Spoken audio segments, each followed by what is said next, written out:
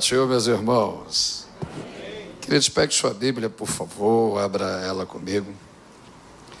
O Evangelho segundo escreveu Marcos, capítulo de número 5. Evangelho segundo escreveu Marcos, capítulo de número 5. Vamos ler de trás para frente. Vamos começar no versículo 34 e depois nós vamos para o versículo 24 até o 30. Interessante, né? Vamos lá. Evangelho segundo escreveu Marcos, capítulo 5, versículo 34 diz assim: E ele lhe disse: Filha, a tua fé te salvou, vá em paz e ser curada deste mal. Está lá no telão, vocês podem repetir o mesmo versículo, por gentileza, após minha contagem. Versículo 34. 1, 2, 3. E ele disse: Filha, a tua fé te salvou, vai em paz e ser curada deste mal. Vamos ler do versículo 24 ao versículo de número 30. Diz o texto sagrado: E foi com ele e seguiu uma grande multidão que o apertava. Certa mulher que havia 12 anos, que tinha um fluxo de sangue e que havia padecido muito com muitos médicos, despedindo tudo quanto tinha e nada lhe aproveitando, isso antes indo a pior. Ouvindo falar de Jesus, veio por trás dele, entre a multidão, e tocou na sua vestimenta. Porque dizia: se tão somente eu tocar nas suas vestimentas, sararei. E logo se lhe secou a fonte do sangue, e sentindo o seu corpo estar curada daquele mal. E logo Jesus, vamos ler, queridos, o versículo de número 30, vamos lá? 1, 2, 3. E logo Jesus, conhecendo que a virtude de si mesmo saíra, voltou-se para a multidão e disse: Quem tocou nos meus vestidos? Pode sentar, queridos, Deus os abençoe de uma forma toda especial. Vivi, a gente chama de Vivi porque já tem intimidade, é uma grande amiga, é muito generosa a forma que ela nos apresenta. Só que é bem verdadeiro ele dizer que eu e minha esposa, minha família, temos um carinho muito especial por ela, pelo seu esposo, seus filhos, e Deus usou ela de uma forma muito tremenda lá em Brasília. E só tem 3 igrejas assim que Deus usa de misericórdia, que a gente me é dado, mas Jesus é bom que eu saio na quarta-feira. A minha agenda é bem complexa. Eu lidero no nosso ministério uma regional, eu administro a subsede, são 700 pessoas e mais 15 congregações. Ainda sou pastor auxiliar na sede. Aí faço o atendimento na parte terapêutica junto com a esposa.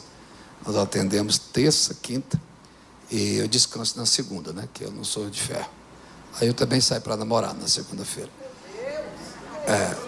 Mulher é igual poupança, você só saca se depositar, então vai por aí. Te amo, gatinha. Queridos, e quarta-feira é o culto que eu discipulo a igreja, é um culto de mentoria. Então, só tem uma igreja lá em Anápolis, que é de um grande amigo, Vitor Hugo, saudosa memória, e a igreja do pastor Galdino, em Goiânia, para sair na quarta-feira. E aqui, Fonte da Vida. Então, é o pastor Delano, tem crédito, mas a Viviane também. E ela sempre liga no meio do terrorismo, né? O povo te ama, viu? Você tem que vir, viu? A gente te ama e tal.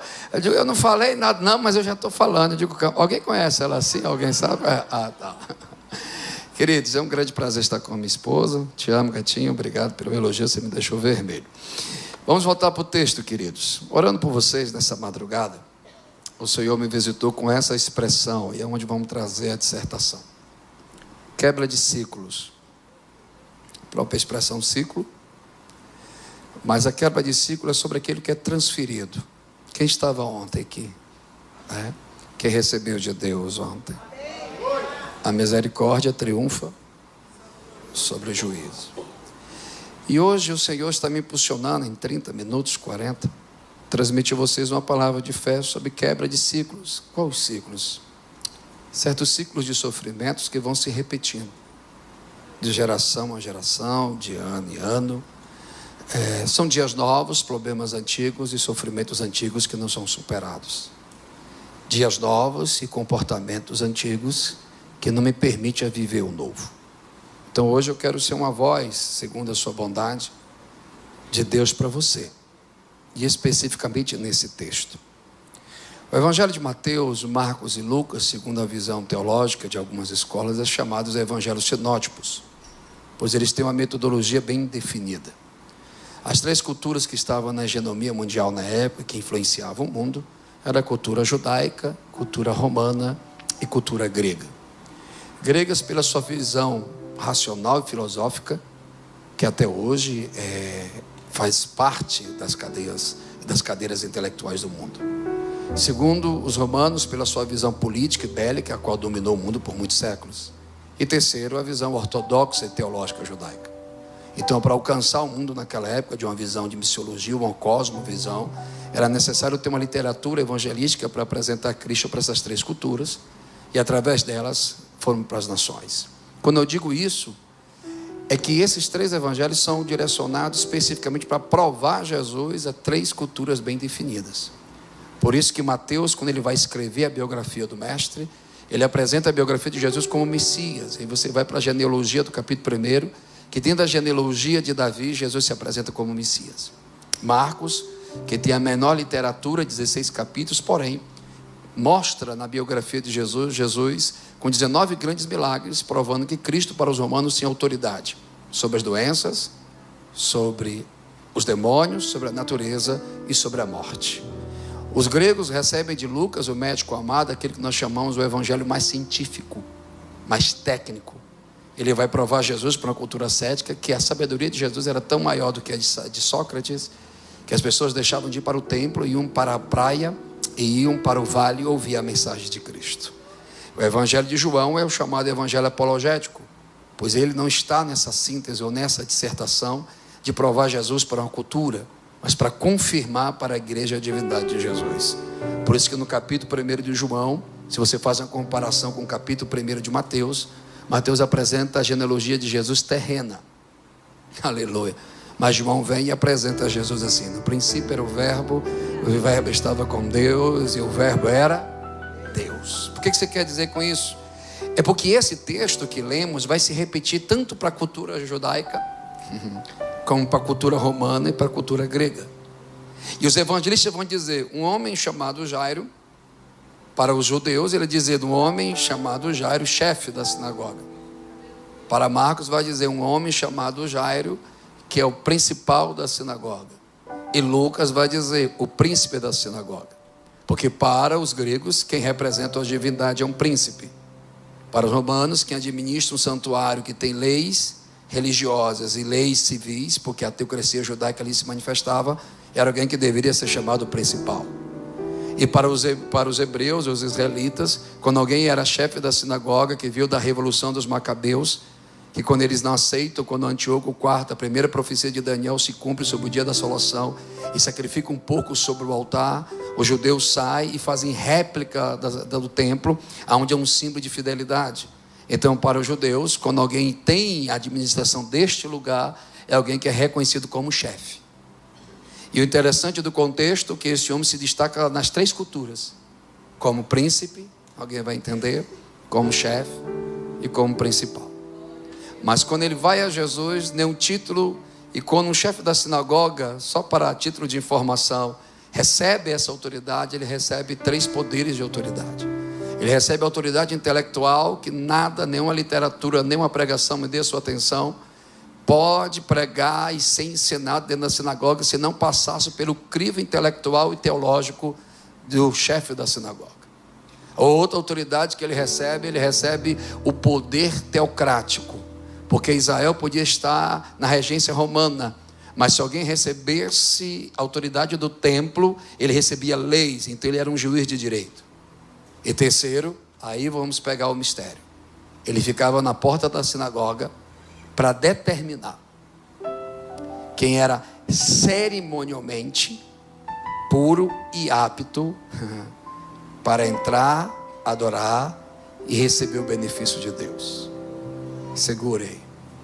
E o texto diz que esse homem vai a Jesus, cai de joelho, clama ao Senhor, e quando ele cai de joelho e se prostra, ele já perde os títulos, porque nenhum judeu se prostra diante de outro homem. Porque se ele se prostra diante de outro homem, ele está dizendo: eu sou teu servo, sou teu escravo. E um judeu, quando ele está em público, ele não ora de joelho, ele só ora em pé. Porque o único que ele se reverencia é Deus. E de repente, quando ele se prostra, Jesus diz a ele: macho, eu vou na tua casa. E quando Jesus está indo na casa de Jairo, vem o primeiro confronto do texto. A Bíblia nos diz que um centurião disse: não, você não precisa vir na minha casa, basta uma palavra e o milagre acontece. Porque quando nós estudamos a teologia ou a deidade que é mostrada no Evangelho de João, nós entendemos que Jesus é 100% homem e 100% Deus. Então ele não precisava ir em lugar nenhum, porque a presença dele já estava lá. E você está adorando aqui, e a presença dele já está lá.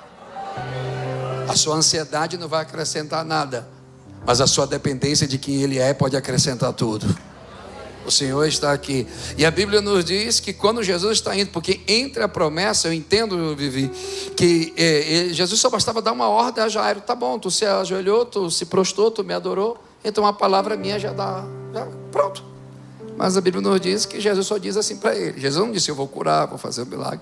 Jesus só disse assim: eu vou na tua casa. Então eu entendo, entre a promessa e a casa tem um caminho. Alguém já está aí?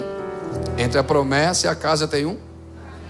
E nós que vivemos da pós-modernidade, a pós-verdade, do abstrato, do imediatismo, nós não gostamos de processo.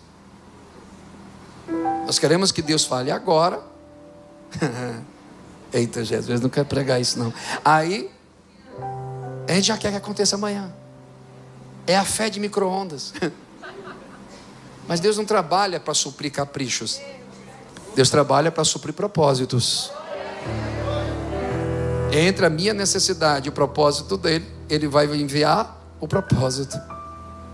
Aí Jairo está indo, de boa. E Jesus e Jairo tinham uma identificação estereótipa. Ou seja, eles tinham uma túnica de mestre da lei. E segundo, Jesus está aqui. Calma. E segundo o livro de Números, que é a confirmação sacerdotal e autoridade espiritual, do 4º capítulo da lei Torá, é dito no capítulo 15, versículo 37 ao versículo 41, que Deus deu uma ordem à nação, que todo mestre da lei tinha que ter uma túnica, uma vestimenta, que determinasse a sua identidade e seu pertencimento. Eu acabei de dizer o que, irmãos? Identidade e pertencimento. E nessa túnica que tinha que ser cumprida, tinha que ter um tecido além, uma franja. E nesse tecido além tinha que amarrar cordões azuis. Eita, Jesus está na casa. E todas as vezes Deus falou: vocês estão em uma terra de, podemos dizer, politeísmo, adoração a vários deuses. E nessa terra vocês podem se perder. Porque a pluralidade de deuses revela a pluralidade de cultura. E a pluralidade de cultura pode construir vários tipos de identidade e vários tipos de pertencimento. Jesus tem algo para alguém. Então, quando vocês fizerem essa vestimenta, vocês vão olhar para esses cordões azuis, diz o Senhor, e vão lembrar que eu sou Deus. E que vocês são o meu povo e eu sou o vosso Deus. E vocês me pertencem. Então eita, gente, deixa eu me controlar. Eu fiz um procedimento nos 2 joelhos, Vivi, aí está complicado. Eu recebi infiltração e o médico disse: para de pregar pulando. Pregue como um presbiteriano. Aí eu fico tentando pregar como um presbiteriano, mas eu não estou conseguindo, porque eu sou sanguíneo, colérico e ainda cearense. Então, de 1,66 m, o calçado. Então a gente se empolga. Mas vamos lá. Jesus tem um milagre para alguém. Então esse texto quer dizer, no versículo 41, que o próprio Deus diz: eu sou o Senhor vosso Deus, e vocês me pertencem.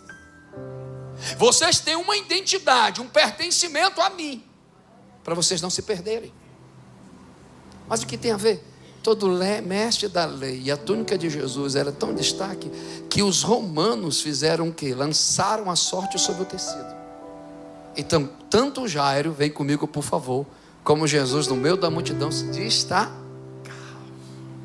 Mas eu quero falar hoje especificamente, repita após mim por favor: uma fé íntima e um testemunho público. Mais uma vez, uma fé íntima e um testemunho público. Olha como é legal o texto. Jairo faz um pedido público para o milagre íntimo, porque ele quer um milagre para a sua filha. E a filha está onde?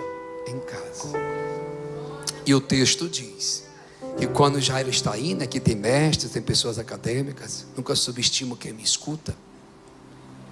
João Marcos, sobrinho de Barnabé, pastor auxiliar de Pedro em Roma, tem que provar Jesus para uma cultura extremamente materialista, política, e que enaltece o poder militar e político. E ele coloca que uma grande multidão aperta Jesus. O que, irmãos? Uma grande? Essa linguagem que ele quer dizer, grande multidão de homens, homens de idade militar ou de idade de paternidade. Ele não inclui criança, nem adolescente, nem mulheres. Só os homens eram 5 mil. Então, vamos dizer, supostamente, entre 40 mil pessoas estão no culto. Mas nem todos estão cultuando. Meu Deus! Aqui não, graças a Deus que os irmãos já estão quase no terceiro céu. Tem lugares que está cheio de pessoas no culto, mas nem todas as pessoas estão oferecendo o seu culto. Tem gente que vai assistir, observar, veio só para receber, e quer fazer que Deus é um gênio da lâmpada, que a gente vai enxergar a lâmpada, Deus levanta e a gente faz 3 pedidos. Não, Deus trabalha com propósito.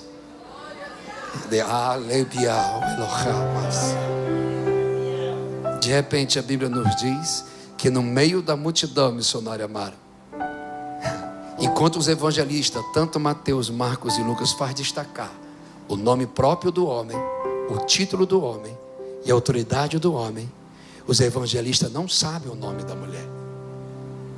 E ela não é lembrada nem pelo nome, me dê a sua atenção, e nem pelo seu título. Ela é lembrada pela sua condição e pela sua perda. A Bíblia diz que uma mulher que a sofria, vocês conhecem o texto? 12? De quê?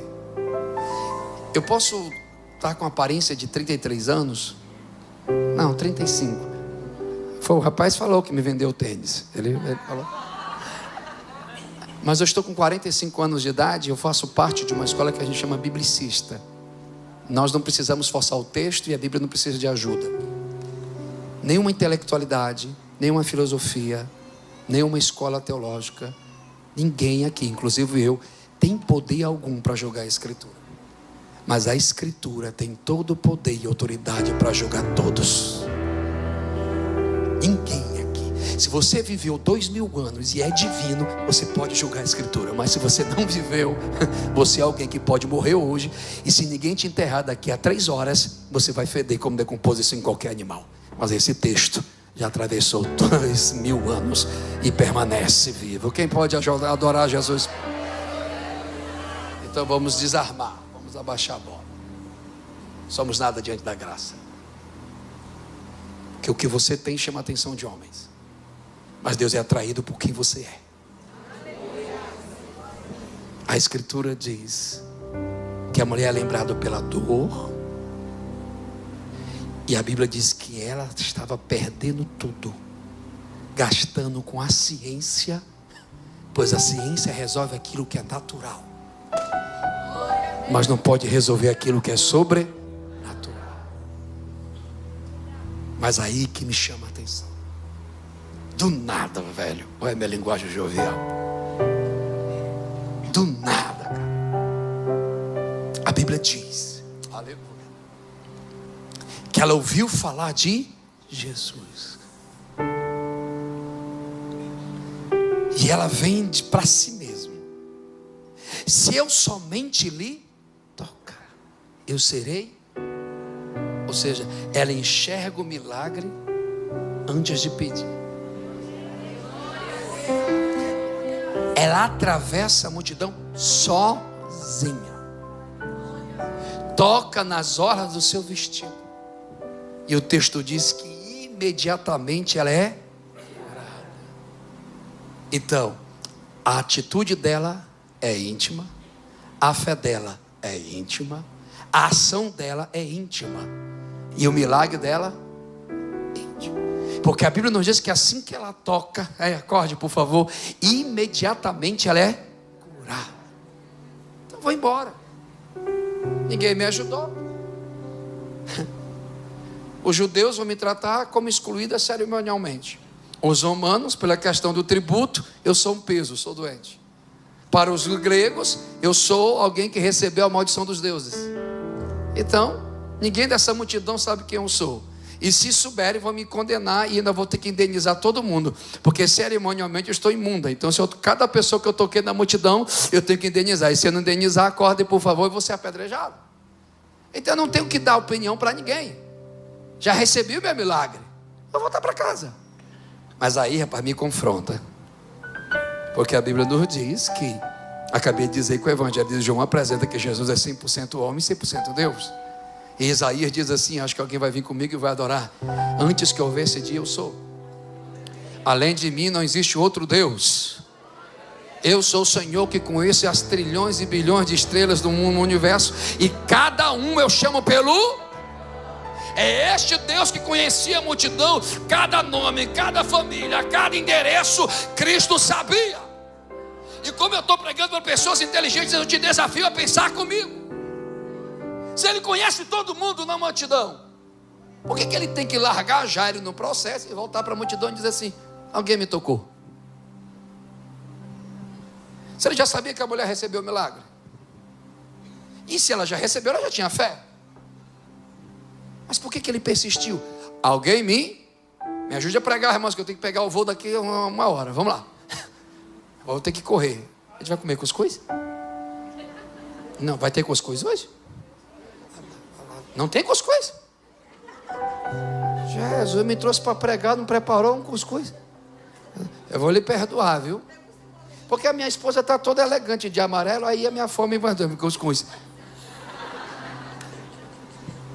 O que tem a ver com a mensagem? Nada a ver.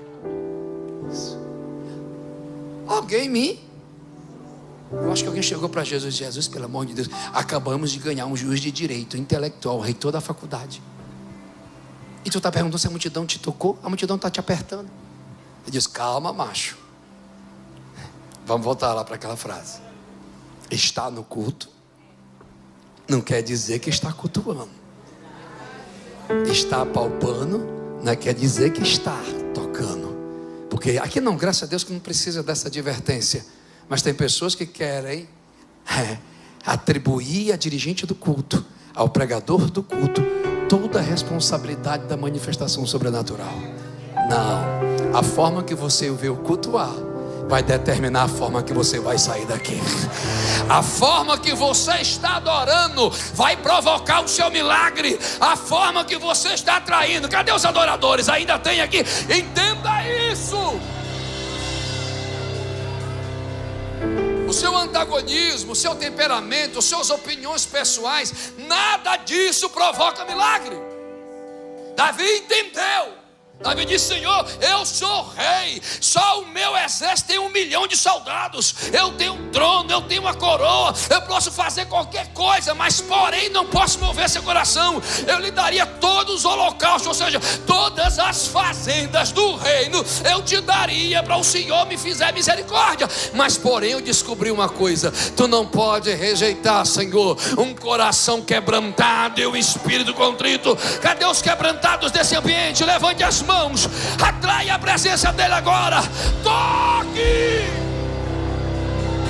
Canaema, Arabaia, Sobidarago, Kinamomete, Essiabaraó. Deus está usando a profetisa para ministrar na vida de alguém, e você observa para a vida de alguém. Podia ser eu. Você para de adorar porque alguém está recebendo uma profecia. E quem sabe o anjo do Senhor está do teu lado, e na hora de você receber o milagre, você para de tocar. Não, Deus não quer você frequentando. Deus quer você cultuando. Não quero saber quem vai profetizar, não quero saber quem vai pregar, eu não quero saber quem é um homem, porque o homem não salva, o homem não cura, o homem não liberta. Só existe um rei. Eu estou sentindo, eu estou nem pro joelho hoje. Só existe um nome debaixo do céu, e quem invocar será salvo. Se tiver 2 adoradores, eu sou o primeiro. Quem vai adorar esse nome santo? Vem comigo, vem comigo. Enche a casa, adore, adore, adore. Rompa seu ego, rompa seu temperamento, rompa sua religiosidade. Entre no átrio, quebrante-se, rompa, toque. Mas deixa eu entrar no mérito para a gente concluir. Eu lhe falei na parte introdutória sobre quebra de ciclos. Aquela mulher, segundo a ortodoxia judaica, se apresentava o culto de gratidão todo mês. E o templo tem 3 ambientes: átrio, lugar santo e lugar santíssimo. E nem todos podem subir ao templo em Jerusalém. Então apresentava onde? Na sinagoga. Toda semana se adorava para o dia do descanso. Todo mês se apresentava. Quem está no culto? E o mais forte, e uma vez por ano, você pedia ao chefe da sinagoga que este mandasse a carta para o templo, para a sua família entrar na lista de apresentar o culto da expiação. Uma vez por ano os pecados eram cobertos. Mas vem comigo. Segundo a lei levítica, capítulo de número 15, toda mulher que está no período menstrual, ela está excluída mensalmente 7 dias. Depois que acaba o processo, alguém está no culto, né? Acaba o processo, ela apresenta o culto de gratidão. E o médico e o chefe da sinagoga vai dizer: está apta, pode entrar. Todo mês ela deveria apresentar seu culto.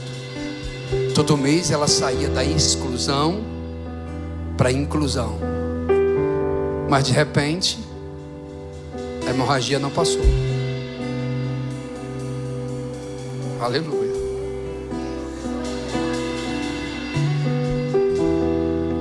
Então, 7 dias não posso tocar no esposo, 7 dias não posso estar em casa. Mas não parou. Aí ela volta para aquele que representa o templo. Alguém está comigo? Ele pergunta: vai apresentar teu culto? Ela vai dizer: não posso. O sangue não parou.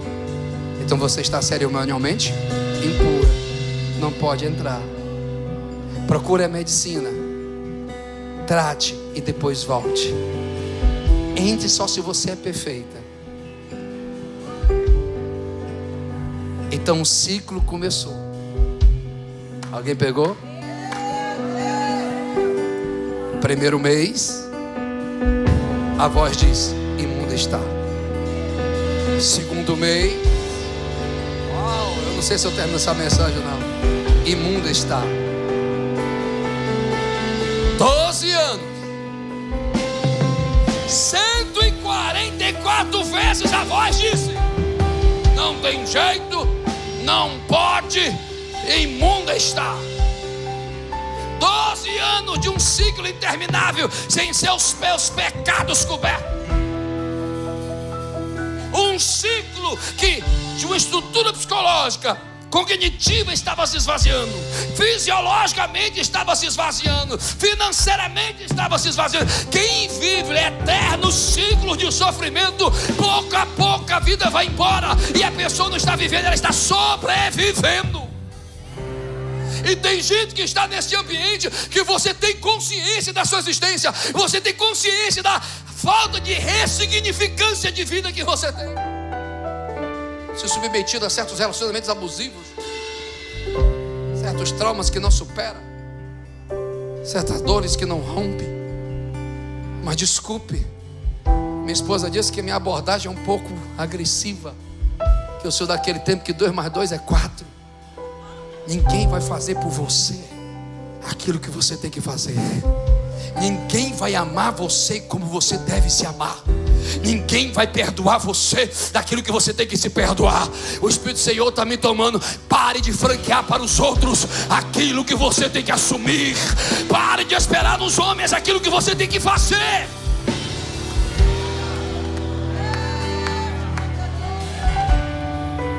Eu continua ou encerra aqui? Pegue na mão de alguém com todo respeito, por favor. Daquela balançada pentecostal. Se ele é mal educado, antissocial, não vai fazer não. Vamos lá. Porque a gente grita para time de futebol. A gente fala com gente que a gente conhece. E você está na casa do Senhor, não consegue dar a mão pro irmão? Toma banho. Balança aí, diga, meu irmão. Hoje é dia de quebrar ciclos. Quem acredita, me dê um sinal. Quem acredita? Essa visão de um Deus masoquista, de um Deus que celebra a doença, de um Deus que celebra a derrota, não. O Deus bíblico tem poder para te dizer: tu me pertence, tu é meu. E te desceu, a Bahia, Saua, Daragaia, Arabanduque, a Salvadoria, Gaua, Saua. É tempo de quebrar ciclos, é tempo de viver milagres. Quem vai celebrar? É tempo. Eu vou para um ambiente terapêutico. O terapeuta vai perguntar: ei, está doendo? E você vai dizer sim.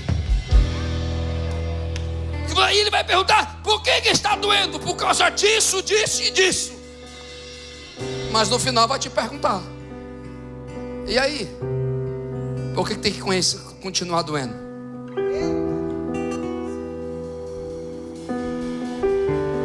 Acho que tem que encerrar aqui. Não dá não, tá ficando meio pesado. Não tô gostando não, tá batendo aqui. Quem tá apanhando é eu. Mas vamos aprender com uma mulher que tinha uma fé íntima, mas teve um testemunho público. Quero interagir com vocês. Aqui tem, como é que fala? Como é que é o pessoal que nasce em Vitória do Espírito Santo? Capixaba. São educados, não são ignorantes igual cearense, não. Eu sou cearense. Cearense, bicho, é tão bruto que a gente compra. A cultura cearense. A gente compra aquele caixinho de creme de leite. Alguém sabe o que eu estou falando? Aí tá aqui, corte aqui. Não tá? A gente olha para a caixinha e diz assim: você não manda em mim, eu corto onde eu quiser. Thank you very much. Você sabe que o cearense já cresce falando inglês, né? On to high, on to high. I shade my love. Vamos aplicar e vamos concluir. Então, teocraticamente, e na visão ortodoxa, aquela mulher não tinha direito ao sacerdote, à ajuda da sinagoga. Ela só podia recorrer à ciência. Mas a Bíblia nos diz que ela estava onde não deveria estar, porque cerimonialmente ela tinha que estar ou na cidade de refúgio ou longe de todos. Mas o primeiro princípio de quem quebra ciclos é decidir a quem você vai ouvir. Alguém está aí? E o texto diz: e ela ouviu falar. Ela ouviu falar. Cadê os pentecostais? Ela ouviu falar de quem? Romanos, a carta aos Romanos, e o Dr. Martin Lloyd Jones interpreta com maestria sobre a inspiração da fé, quando ele diz: a fé vem pelo ouvir e ouvir. Quem eu estou ouvindo? E quem você está ouvindo?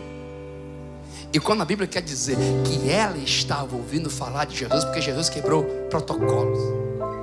Jesus era muito doido, cara. Quebrou tudo, loucão mesmo. Muito doido. Porque cerimonialmente quem é puro não pode tocar nada que é imundo. E todo aquele que vai administrar a Torá tem que tomar 7 banhos, 7 dias de purificação, está distante de qualquer coisa que o contamine. E o Evangelho de Mateus diz, me segura, e o Evangelho de Mateus diz que quando ele desce do monte, a galera olhou: esse aí prega diferente, porque prega com autoridade. Aí chega um cara leproso, imundo, e diz assim: Senhor, tu podes me curar, tu tem o poder de me curar. O reconhecimento dele top, mas a atitude de Jesus que me deixa louco, porque a Bíblia nos diz que Jesus, se eu posso, além de poder, eu quero, eu desejo te curar. Aí, irmão, se tu não der uns 3 aleluia, eu vou jogar água em tu. E a Bíblia não diz que além dele dizer eu quero e desejo te curar, a Bíblia diz que ele toca em quem é imundo, ele toca em quem é leproso. Mas na religião é o imundo que contamina quem está puro. O que está puro nunca purifica quem está imundo. Mas o evangelho não. Oh glória! Ninguém pode contaminar meu Cristo, porque ele nasceu sem pecado, viveu sem pecado e venceu sem pecado. Ele tocou no leproso. Quem recebeu esse toque de amor aqui? Quem recebeu esse toque de misericórdia aqui? Celebre! Vamos encerrar. Então ela ouviu alguém.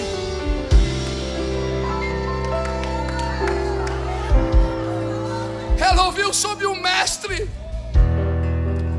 que tinha túnica, que tinha franja, que tinha os cordões azul.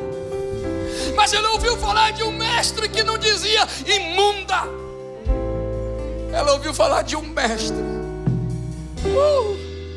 que além de desejar curar, ainda se aproximava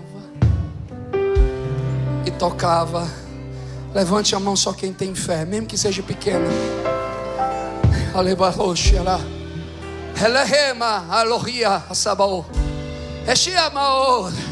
Toque em alguém e diga que o Senhor te toque neste lugar.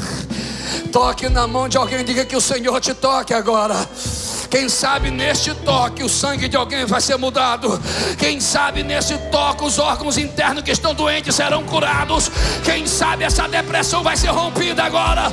Espírito de Deus, meu amigo e meu Deus e meu Senhor, aonde tiver um adorador verdadeiro, que ele receba do teu toque agora, agora, agora, agora.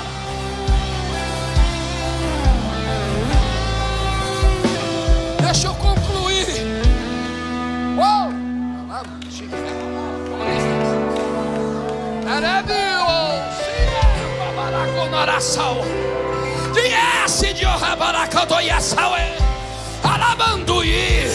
Não existe vela acesa, não existe palavras malditas, não existe herança genética, não existe maldições culturais que pode ficar de pé diante daquele que tem o poder de curar. Poder, poder, poder, poder, poder de Deus, poder de Deus, poder de Deus.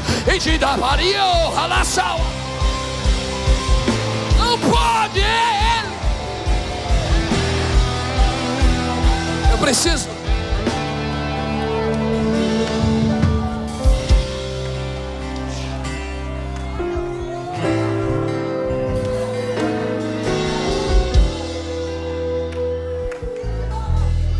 Decida a quem você está ouvindo. Decida qual é a voz que te inspira. A minha é a voz do Mestre. Segundo, posso terminar, queridos? Podemos encerrar agora? Oxe, ninguém me ofereceu cuscuz. O texto diz, ai Jesus, que ela ouve sobre Jesus, de alguém que cura, de alguém que não julga, de alguém que ama, que perdoa. Segundo, por ouvir quem é Ele. Velho, se tu não reagir, chegar. A Bíblia nos diz que ela fala para si mesma. Aí eu vou quebrar a idolatria coach. E eu sou coach. Entenda, terapeuta, você não pode resolver o problema das pessoas se elas vão continuar uma eterna idolatria dependente dos outros. Por isso que há uma diferença, né, meu amor, entre paciente e entre cliente. Por que essa abordagem está assim? Pacífico, paciente, preciso de alguém. Sempre alguém vai escolher por mim. Sempre alguém vai ter o domínio da cura. Cliente não. Eu tenho o poder de comprar. Eu escolho ser curado ou não. Alguém está entendendo? A Bíblia diz que ela volta e diz assim: se eu somente lhe tocar. Olha só. Precisamos ter um monólogo, uma conversa, um bate-papo top entre nós mesmos. Se ver no espelho e perguntar: e aí, velho? Isso aí eu estou falando lá no Ceará, tá? Que é outro país. Não sei se você vai entender essa língua. E aí, macho, velho? Até quando aquele que teu pai falou, que eu ouvi, que não poderia ser nada porque você é favelado? Até quando eu vou ouvir os outros definirem quem eu sou pelo meu ontem? Até quando a voz de quem diz imunda está te proíbe de se aproximar de Deus? Está na hora de você assumir as rédeas das suas emoções. Está na hora de você ter uma conversa séria entre a tua fé, alguém está entendendo? E as suas emoções. E dizer: vamos parar de idolatrar a dor e vamos acreditar que o nosso Cristo tem um poder de curar. Vou repetir 3 vezes, vê se alguém está entendendo a pregação. Se eu somente lhe tocar, ela pregou para si. Os médicos não resolveram, a religião não resolveu, o meu dinheiro não resolveu, mas aquele que eu vi falar tem o poder de resolver aquilo que eu não posso. Quem está? Quem vem comigo? Quem vem comigo? Ei! Eu não sei quem são os donos desse passaporte, mas o Senhor manda eu dizer publicamente: eu digo sim, e mudo as leis, e decreto a minha vontade, e a minha vontade é sim, diz o Senhor dos Exércitos. Quem vem? Ei, vem cá, pastor, por favor. Tem um rapaz ali de terno, e o Senhor vai sair daqui e abraçá-lo, porque hoje ele precisa sair daqui hoje, renovado, e com a resposta de Deus. Uns confiam em carros, outros em cavalos, mas nós fazemos o nome, menção do nome do Senhor. Tu vieste buscar a ajuda de um que nunca perdeu batalha, e quando ele te abraçar, meu irmão, entenda: ele é juiz, ele é advogado, e ele é o patrocinador desse projeto, diz o Senhor dos Exércitos. Quem vai adorar? Quem vai é profetizar. Pregue para você agora, profetize para você agora, diga: vai dar certo, vai mudar, eu vou sair desse quarto escuro, eu vou viver o que Deus tem para mim. Pregue, fala.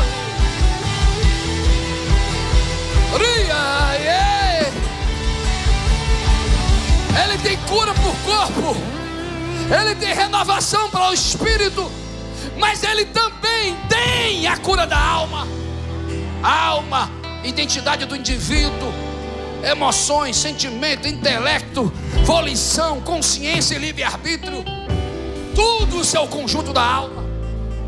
Mas o poeta vai dizer, e eu vou acabar agora: porque estás abatida dentro de mim, ó minha alma. Espere em Deus, espere em Deus, espere em Deus. Eu não sei de você, mas eu vou profetizar para mim. Eu vou bater no meu peito e vou declarar: não sou resultado de feridas, mas eu sou resultado da graça de um Deus que me ama. Quem celebra isso? Quem celebra? Quem celebra?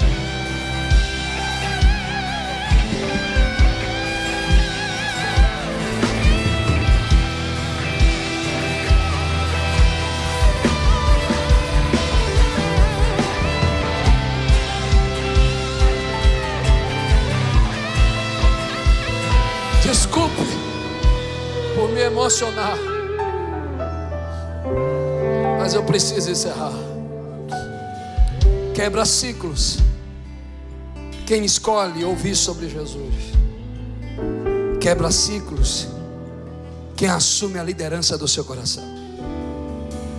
Quebra ciclos. Aí, meu irmão, se tu não reagir, cerimonialmente ela não podia se aproximar de alguém, e muito menos atravessar uma multidão. Olha para cá, coisinha de Jesus. Quero lhe fazer uma pergunta e espera uma resposta, por favor. Ela pediu permissão à religião? Ela pediu permissão à multidão? Então ela escolheu Quem quer quebrar ciclos precisa assumir a autoridade de decisão. Eu não preciso de permissão de ninguém. Se o alvo é Cristo, goste a multidão ou não, é Ele que dá a última palavra na minha vida. Cadê os guerreiros? Cadê as guerreiras que vai atravessar a multidão? Cadê você? A fé me dá o poder de escolha. Eu escolho como vou sair daqui. Eu escolho para onde eu vou depois daqui.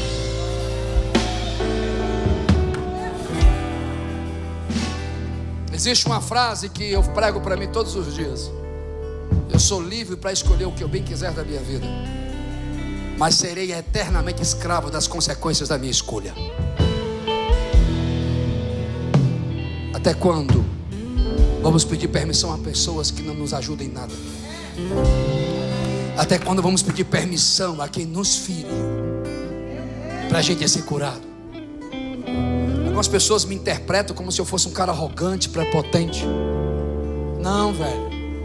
Eu sei o processo que eu passei para me poder estar. Aí, quem é 40 a mais vai entender. 40 a mais vai entender. Depois dos 40 anos, a gente tá nem aí. Se vão elogiar, se vão aceitar nós, a gente tá nem aí. Esse dia eu estava lá na academia, o lugar da minha raiva. Eu vou na base do ódio. Mas o meu fisioterapeuta e o meu ortopedista e uma mulher, pô, de 24 anos, a gente manda mais nem onde que a gente vai treinar. Quer jogar bola, não deixa. Porque você se machuca. Eu não machuco não. Aí essas palavras é terrível. No outro dia eu estou com um tornozelo engessado. Eu gostava de moitar e tal. Ela disse, não vai não, você vai se machucar. O joelho foi pro pau. Aí me sobrou o jiu-jitsu. Eu gosto de jiu-jitsu. Mas aí o ombro foi pro pau. Os dois tornozelos. Misericórdia. Tô todo emendado. Aí sobrou a academia. Um lugar que eu não gosto. Não vejo graça. Aí passa um povo que parece estar modelado assim, sabe? Aí revela nossas complexidades. E eu sou aqueles assembleias de Madureira. Alguém sabe o que eu estou falando? Eu vou de calça, tênis e camiseta até aqui. Aí eu tô lá. Aí eu fiz uma dieta radical com a esposa e tal. O médico falou para mim, se tu não baixar uns 10 quilos, tua coluna nunca vai melhorar. E eu tirei rapadura. Bom, um cearense tirar rapadura da dieta, irmão. Olhei para aquele cara e disse, esse cara tá endemoniado, velho. Aí chegou um moleque perto de mim, todo bombado. Pastor, eu frequento a sua igreja. E eu tenho não sei se é toque, né? Mas se eu começar algo e alguém me interromper, eu vou ter que voltar tudo de novo. Eu não sei começar as coisas e não terminar. Eu já boto um fone aqui e já fecho a cara. Não quero ver ninguém. E se eu não tomar café até as 8 horas da manhã, não fale comigo, que eu fico azedo. Aí o cara chegou para mim, e aí, pastorzinho? Já veio com a complexidade, quer me diminuir. Pastorzinho. Diga aí, macho, o que foi? Não, pastor, eu só quero ir. Pô, o senhor emagreceu, né, cara? Sim, pois não. Tá tomando o quê? Qual é o suco? Eu digo, macho, eu gosto de suco de maracujá. Não, pastor, eu tô falando depois da academia que você tá tomando. Eu digo, do flex. Porque a gente sai de lá todo doído, irmão. Só os 40 a mais sabem o que eu tô falando. Alguém?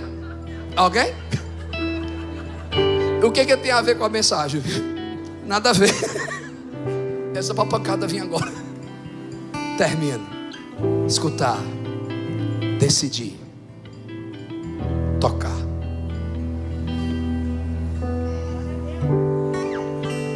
Ela não chegou exigindo, eu determino. Se eu tivesse poder de determinar, eu tinha mandado minha cachorra esses dias calar a boca. Latiu a noite toda. Eu determino. Não, continua latindo aquele trem. Não. Ela não chegou determinando, dando carteirada. E ela também não chegou dizendo, Jesus, me permite lhe tocar. A Bíblia é terrível, né, velho? Vocês terão um cordão azul. Alguém lembra? Todas as vezes que vocês lembrarem desse cordão, lembrareis de identidade. Alguém lembra? E pertencimento. Quando ela toca, sabe o que ela quer dizer? Senhor, eu não pertenço a essa exclusão, eu não pertenço a essa doença, e ela não me pertence, mas eu pertenço a Ti. Eu pertenço a Ti. A ortodoxia dizia que se o mestre da lei está na casa, a esposa dele se ajoelhava junto com ele, tocava no cordão azul que era a santidade. Dizia que a santidade do nosso Deus nos prospere, nos cure. E se eu sou filho, alguém pega, pelo amor de Deus, e se eu sou filho do mestre da lei, eu toco no cordão e digo: meu pai, eu pertenço à tua tribo, eu pertenço ao teu povo, meu pai, eu pertenço ao teu Deus. Ei, a Bíblia não diz que quando ela toca, não é possível que tu não vai reagir. Imediatamente ela foi curada. Alguém está no culto e a Bíblia diz que ela volta, ele volta, ele volta, ele volta. E aqui eu encerro, pelo amor de Deus, preciso encerrar agora. Ela volta e ele toca. Ele diz: alguém me tocou. Mas Jesus já tinha sabido que ela tinha tocado nele. Por que ele persistiu? Porque tinha alguém que estava no processo, que precisava entender que milagre não é mérito, milagre é graça. Alguém estava no processo olha, vem comigo para a gente concluir aqui, que estava pedindo milagre para quem? Para a filha. Quantos anos tinha a filha? Me ajude a pregar, irmão, porque eu tenho que ir para o aeroporto. Quantos anos tinha a filha? 12. Quantos anos a mulher estava sofrendo? Quem era o chefe da sinagoga? Quem era a voz do ciclo de dor? Não é por ser que você não pegou. Vou repetir novamente. Quem era o chefe da sinagoga? Quem era a voz que dizia: excluída está? Então se entende que quando a filha de Jairo nasceu, filha única, começou a alegria dele e começou o sofrimento da mulher. E Jairo, a voz dele era o despertar dos gatilhos de dores. A voz dele era o despertar dos gatilhos de ciclo de sofrimento.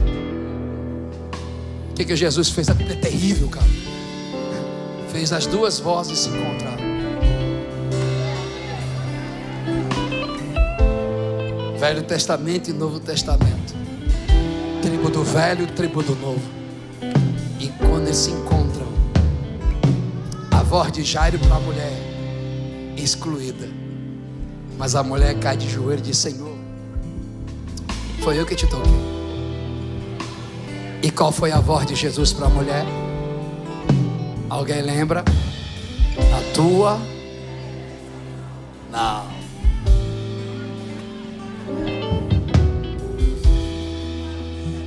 Diz lá: filha, vírgula.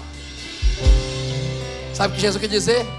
Ser filho de alguém é pertencer à genealogia de alguém, é pertencer ao endereço de alguém. Sabe o que Jesus quer dizer? A gente vai orar, tinha mais coisa para pregar, mas não dá não. Jesus quer dizer: filha, toda essa multidão só me buscou pelo que eu oferecia, mas não me buscou para pertencer a mim. Mas tu ouviu, decidiu e quis. Quem quer não precisa pedir permissão, só toca. Sarah Kubitschek disse que Mainara não podia andar. 5 especialistas disseram que Mainara só poderia andar depois de 15 anos. Minha filha. Mas um dia eu tive que renunciar ao ego da minha teologia, que eu fui tentado por uma filosofia reformada que os dons passaram. Me tornei um crente cético e quase ateu. Mas casar com uma assembleana de ciclo de oração, quis ser revoltado, me revoltar porque a minha filha não andava. Luxação congênita, atrofia muscular, e quase grau de osso de vidro. Você entendeu? Os membros superiores cresciam, mas os inferiores não. Mas um belo dia eu vi. Se tu creu, não, o problema é teu, é minha fé. Levantei minha filha e adorei e disse: sou teu filho, Senhor, pertenço a ti. De repente eu vou para o escritório e começo a ouvir a minha esposa gritando e falando em línguas estranhas. Quando eu volto, vejo a minha filha rindo, como se alguém estivesse fazendo cosquinha. Ela tinha uma cadeira especial para poder segurar a coluna, e ela ria. E eu digo: Jesus, o que está vendo? A minha esposa disse: amor, você não está vendo? Eu digo: não. Então ela olhou para mim, ela está aqui, disse: negue as vozes dos teus filósofos e volta a ouvir a voz do poder do Evangelho. Eita, eu fechei os olhos e disse: Senhor, me mostra. E eu vi uma estola sacerdotal tocando nela, e no movimento que tocava nela, ela ria. Eu vi o quadril dela aumentar, a perna que era encruada aumentar, o pé que era torto endireitar, as pernas. Eu vi o barulho dos ossos sendo consertado. Eu tirei o cinto, ela pulou da cadeira e saiu correndo. E hoje tem 20 anos, acadêmica de medicina, batizada com o Espírito Santo e pregadora do Evangelho. Receba virtude se você crê. Fique em pé, receba virtude se você crê. Aleluia, aleluia. Toque, quebrante-se, rasgue seu coração, clame Ele.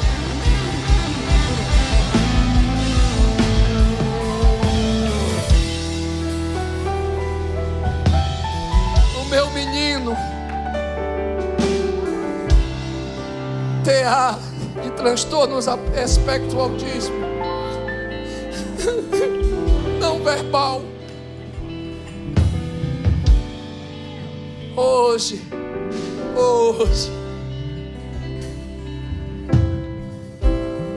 eu moro de aluguel. Gastei o dinheiro da minha casa em terapias. Ele nunca evoluía. Mas um belo dia eu conheci o capítulo 2 de Filipenses, que Jesus se esvaziou a si mesmo para vir para o nosso mundo, para a gente entender. Fui para o mundo do meu filho, me vestia como ele, andava como ele. Durante 8 anos, nunca meu filho olhou nos meus olhos, e eu nunca ouvi a voz dele chamar papai. Mas nesse dia ele olhou para mim, como se estivesse entendendo que eu dei importância para ele. Minha esposa ficava em casa, eu ia para o culto. Tinha dia que ela ia para o culto e eu ficava em casa, porque a parte sensorial dele ficava aguçada e ele doía o som na igreja. E um dia ele chega no close, quando eu estou fazendo a gravata para ir para o culto, ele chega com um blazer meu, um sapato meu e uma gravata, e a Bíblia olhando para mim. Quero ir para o culto. Resumindo, nós não precisamos de permissão de ninguém para tocarmos o nosso Pai. O nosso Pai tem prazer de nos curar. O nosso Pai tem prazer de nos amar. Naquele dia o Juninho saiu da frente, porque o Mateus tinha que ficar no fundo por causa da dor no ouvido. Se tu creu, não, eu sou pentecostal até a tampa. Depois de 2 bacharel e pós em evangelismo, eu não nego minhas origens. Eu gosto de monte, gosto de pandeiro, eu dou lugar. O joelho não está deixando muito, nem a hérnia de disco, mas dou lugar. De repente o Juninho foi marchando. Juninho é meu caçula, cabelo encaixado, bicho é meio abusado, falando em línguas estranhas, com 6 anos, e o Mateus tinha 8. Juninho olha para o irmão e diz: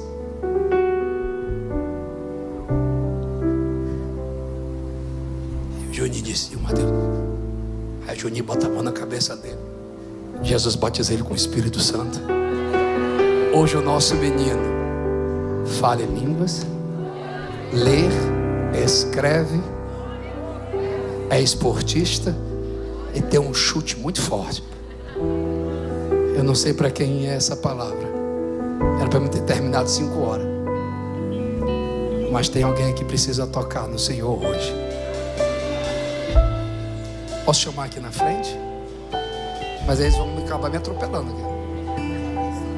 Eu posso subir lá em cima?